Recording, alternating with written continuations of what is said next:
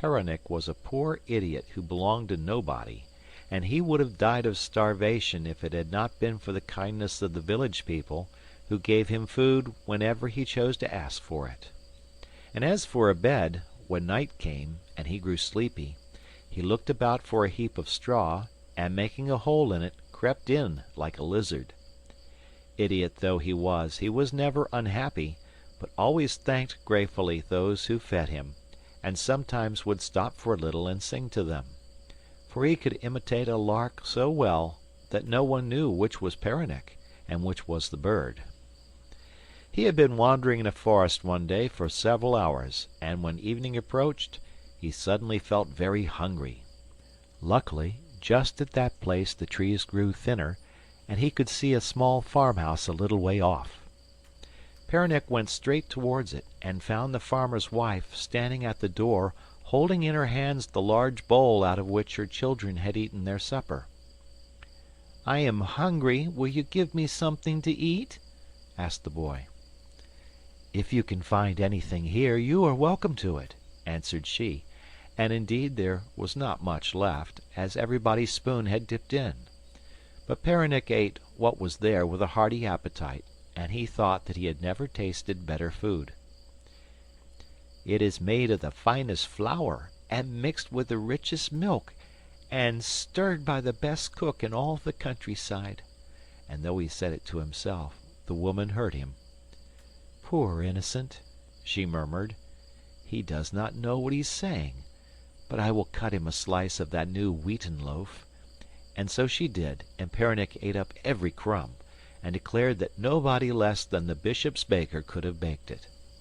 This flattered the farmer's wife so much that she gave him some butter to spread on it, and Perinic was still eating it on the doorstep when an armed knight rode up.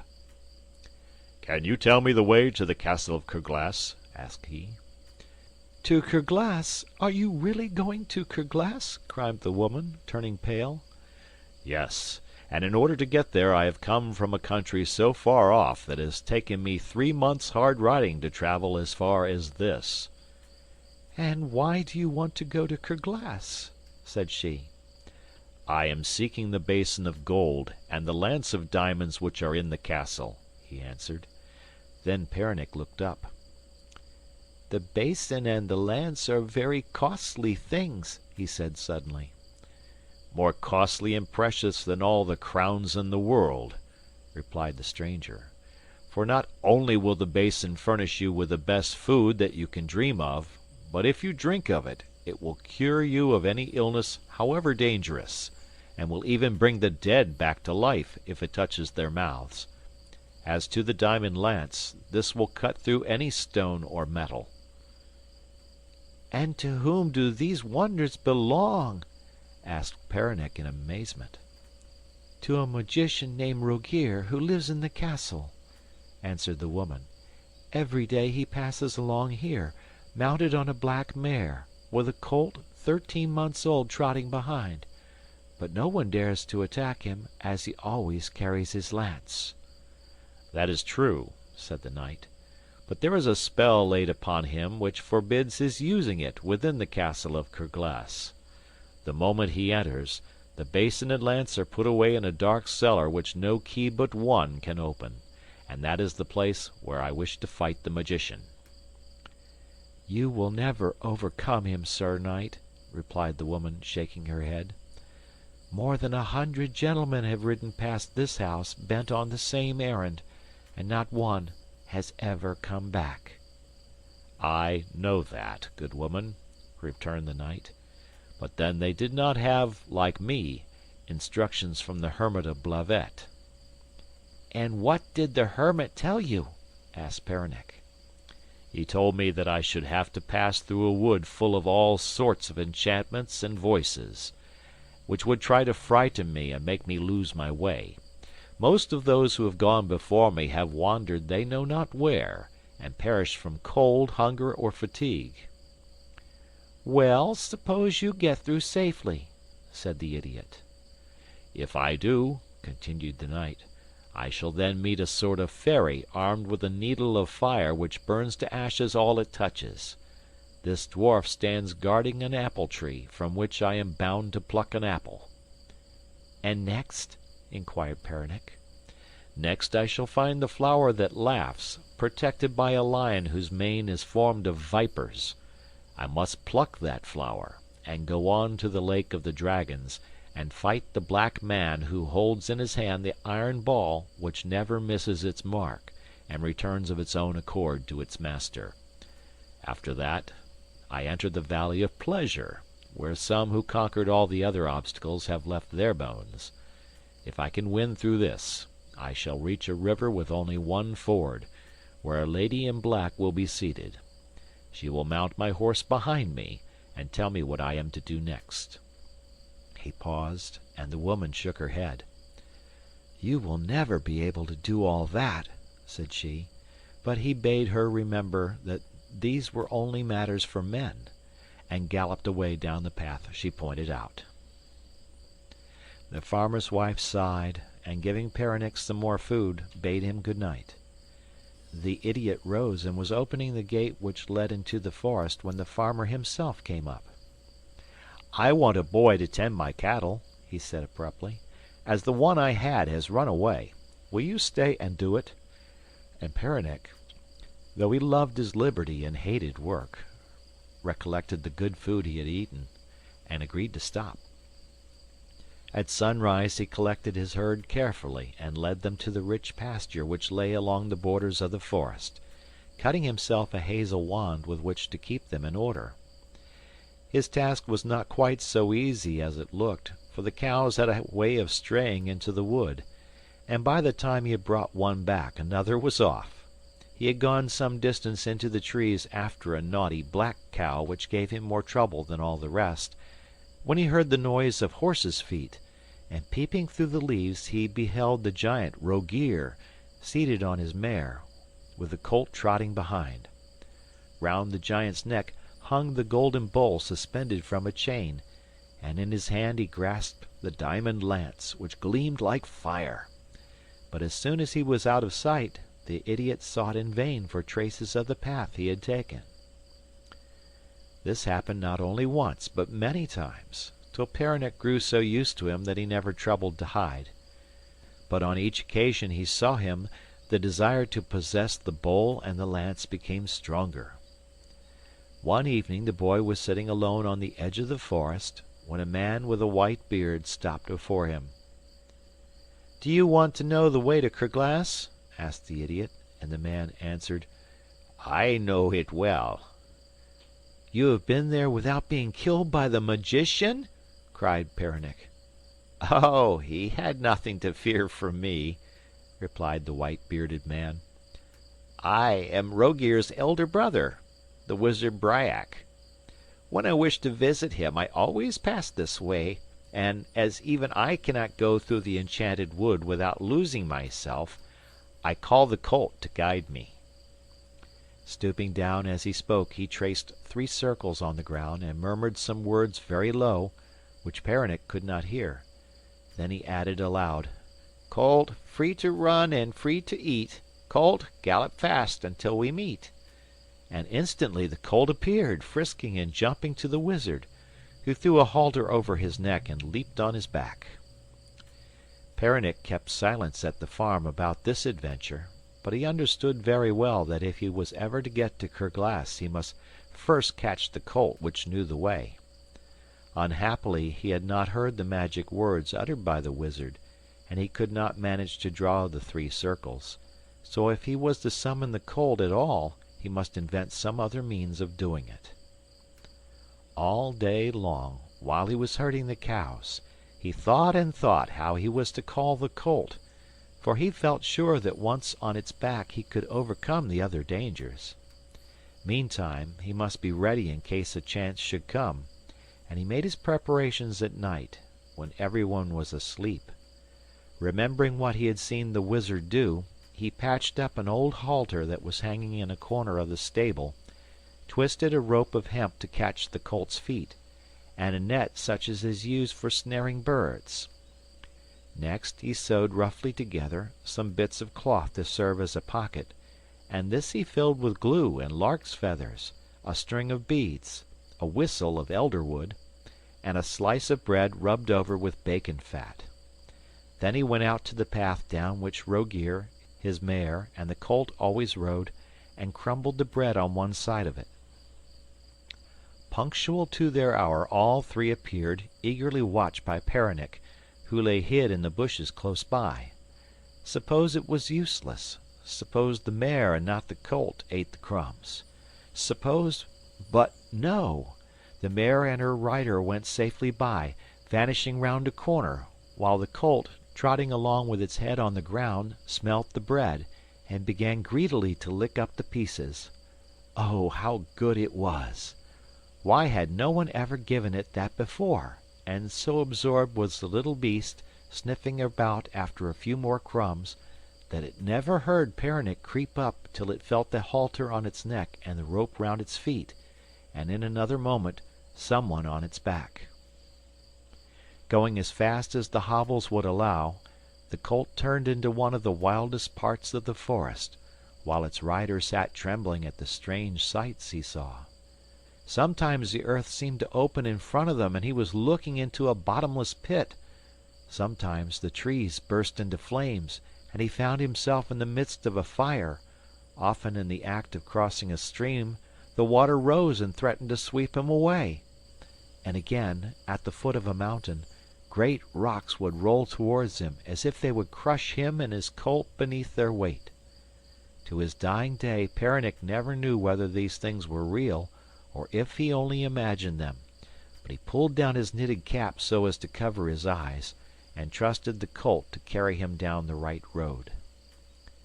At last the forest was left behind, and they came out on a wide plain where the air blew fresh and strong. The idiot ventured to peep out, and found to his relief that the enchantment seemed to have ended, though a thrill of horror shot through him as he noticed the skeletons of men scattered over the plain, beside the skeletons of their horses. And what were those grey forms trotting away in the distance? Could they be wolves? But vast though the plain seemed, it did not take long to cross, and very soon the colt entered a sort of shady park in which was standing a single apple tree, its branches bowed down to the ground with the weight of its fruit. In front was the Corrigan, the little ferryman, holding in his hand the fiery sword which reduced to ashes everything it touched. At the sight of Perinic he uttered a piercing scream and raised his sword, but without appearing surprised the youth only lifted his cap, though he took care to remain at a little distance. "Do not be alarmed, my prince," said Perinic. "I am just on my way to Kerglas, as the noble Rogear has begged me to come to him on business." "Begged you to come?" repeated the dwarf. "And who, then, are you?" "I am the new servant he has engaged, as you know very well," answered Perinic. "I do not know it all," rejoined the Corrigan sulkily, "and you may be a robber for all I can tell." "I am so sorry," replied Perinic, "but I may be wrong in calling myself a servant, for I am only a bird catcher. But do not delay me, I pray, for his highness the magician expects me, and as you see, has lent me his colt so that I might reach the castle all the quicker." At these words the Corrigan cast his eyes for the first time on the colt, which he knew to be the one belonging to the magician, and began to think that the young man was speaking the truth. After examining the horse, he studied the rider, who had such an innocent, and indeed vacant, air that he appeared incapable of inventing a story. Still, the dwarf did not feel quite sure that all was right, and asked what the magician wanted with a bird catcher. "From what he says, he wants one very badly," replied Perinic, "as he declares that all his grain and all the fruit in his garden at Kerglas are eaten up by the birds." "And how are you going to stop that, my fine fellow?" inquired the Corrigan. And Perinic showed him the snare he had prepared, and remarked that no bird could possibly escape from it. "That is just what I should like to be sure of," answered the Corrigan.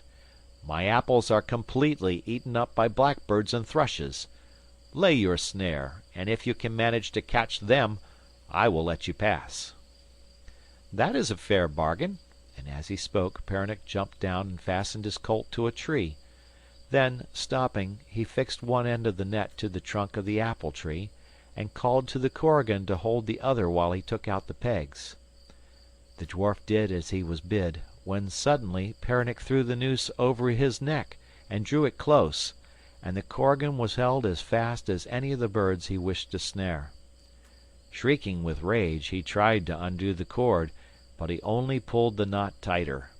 He had put down the sword on the grass, and Perinic had been careful to fix the net on the other side of the tree, so that it was now easy for him to pluck an apple and to mount his horse, without being hindered by the dwarf, whom he left to his fate. When they had left the plain behind them, Perinic and his steed found themselves in a narrow valley in which was a grove of trees, full of all sorts of sweet-smelling things, roses of every color, yellow broom, pink honeysuckle, while above them all towered a wonderful scarlet pansy whose face bore a strange expression. This was the flower that laughs, and no one who looked at it could help laughing too. Perinic's heart beat high at the thought that he had reached safely the second trial, and he gazed quite calmly at the lion with the mane of vipers twisting and twirling, who walked up and down in front of the grove. The young man pulled up and removed his cap, for, idiot though he was, he knew that when you have to do with people greater than yourself, a cap is more useful in the hand than on the head. Then, after wishing all kinds of good fortune to the lion and his family, he inquired if he was on the right road to Kerglas. "And what is your business at Kerglas?" asked the lion with a growl, and showing his teeth. "With all respect," answered Perinic, pretending to be very frightened, "I am the servant of a lady who is a friend of the noble Rogear, and sends him some larks for a pasty." "Larks!" cried the lion, licking his long whiskers. "Why, it must be a century since I have had any. Have you a large quantity with you?" "As many as this bag will hold," replied Perinic, opening, as he spoke, the bag which he had filled with feathers and glue, and to prove what he said, he turned his back on the lion and began to imitate the song of a lark. "Come!" exclaimed the lion, whose mouth watered. "Show me the birds. I should like to see if they are fat enough for my master."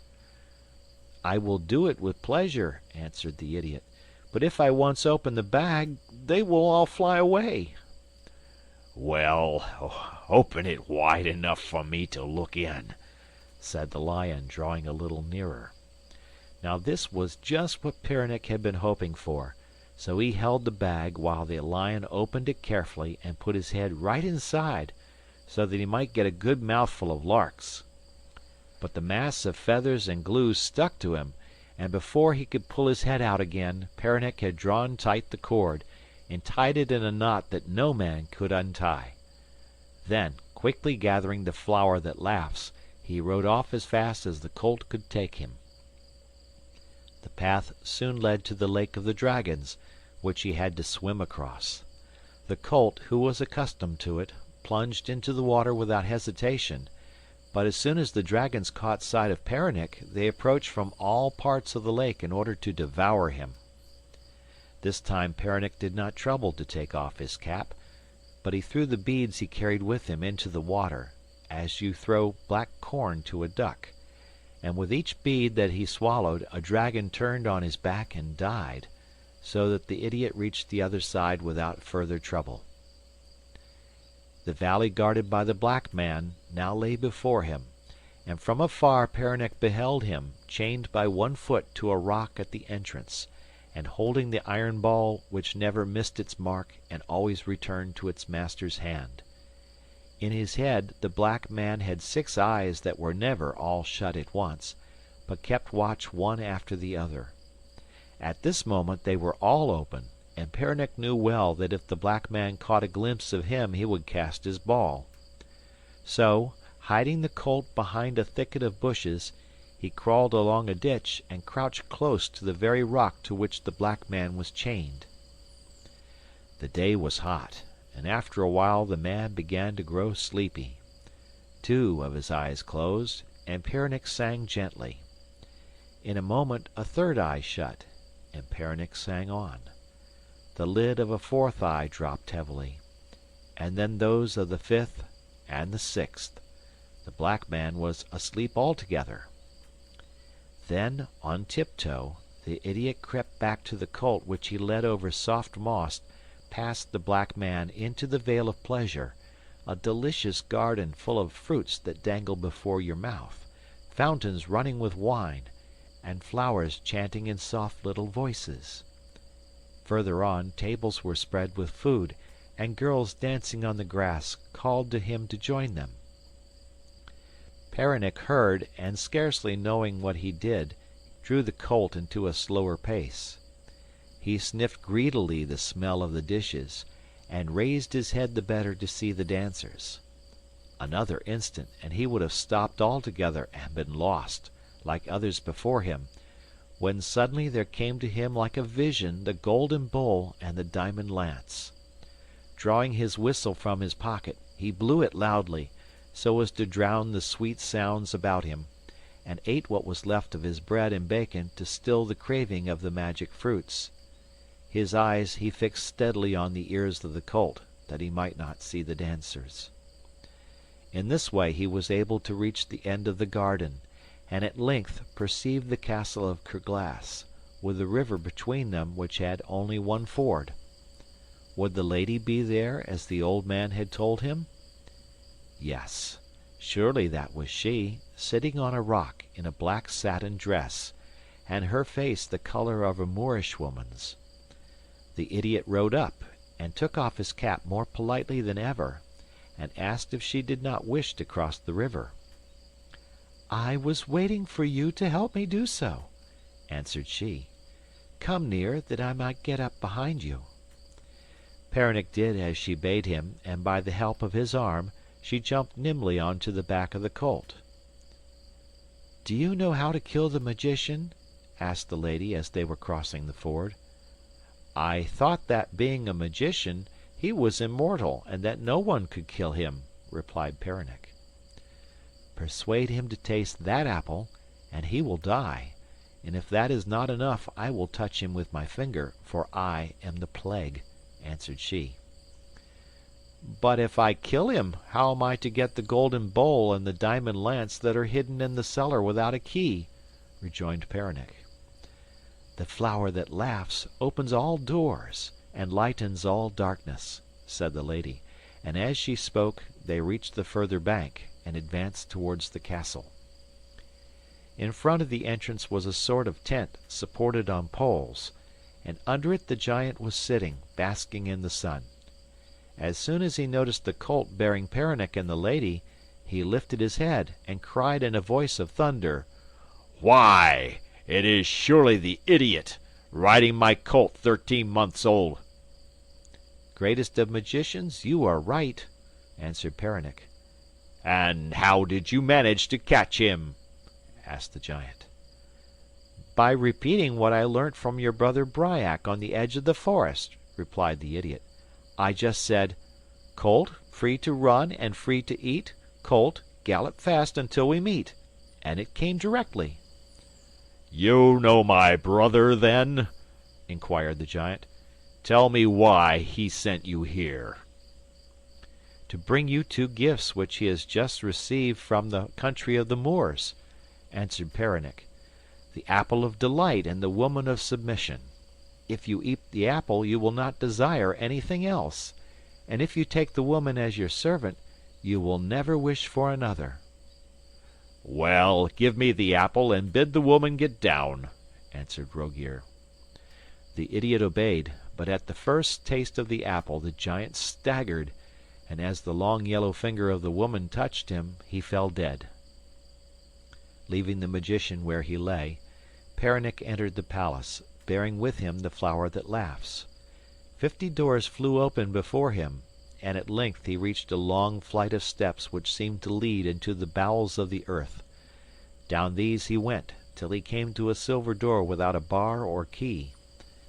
Then he held up high the flower that laughs, and the door slowly swung back, displaying a deep cavern, which was as bright as the day from the shining of the golden bowl and the diamond lance. The idiot hastily ran forward and hung the bowl round his neck from the chain which was attached to it, and took the lance in his hand. As he did so, the ground shook beneath him, and with an awful rumbling the palace disappeared, and Perinic found himself standing close to the forest where he led his cattle to graze. Though darkness was coming on, Perinic never thought of entering the farm, but followed the road which led to the court of the Duke of Brittany. As he passed through the town of Vannes, he stopped at a tailor's shop, and bought a beautiful costume of brown velvet and a white horse, which he paid for with a handful of gold that he had picked up in the corridor of the castle of Kerglas. Thus he made his way to the city of Nantes, which at that moment was besieged by the French. A little way off, Perinic stopped and looked about him. For miles round the country was bare, for the enemy had cut down every tree and burnt every blade of corn, and, idiot though he might be, Perinic was able to grasp that inside the gates men were dying of famine. He was still gazing with horror when a trumpeter appeared on the walls, and after blowing a loud blast, announced that the Duke would adopt as his heir the man who could drive the French out of the country. On the four sides of the city the trumpeter blew his blast, and the last time Perinic, who had ridden up as close as he might, answered him. "You need blow no more," said he, "for I myself will free the town from her enemies." And turning to a soldier who came running up, waving his sword, he touched him with the magic lance, and he fell dead on the spot. The men who were following stood still, amazed. Their comrade's armor had not been pierced, of that they were sure, yet he was dead, as if he had been struck to the heart. But before they had time to recover from their astonishment, Perinic cried out, "You see how my foes will fare. Now behold what I can do for my friends." And, stooping down, he laid the golden bowl against the mouth of the soldier, who sat up as well as ever. Then, jumping his horse across the trench, he entered the gate of the city, which had opened wide enough to receive him. The news of these marvels quickly spread through the town, and put fresh spirit into the garrison, so that they declared themselves able to fight under the command of the young stranger. And as the bowl restored all the dead Bretons to life, Perinic soon had an army large enough to drive away the French, and fulfilled his promise of delivering his country. As to the bowl and the lance, no one knows what became of them, but some say that Bryac the sorcerer managed to steal them again, and that anyone who wishes to possess them must seek them as Perinic did.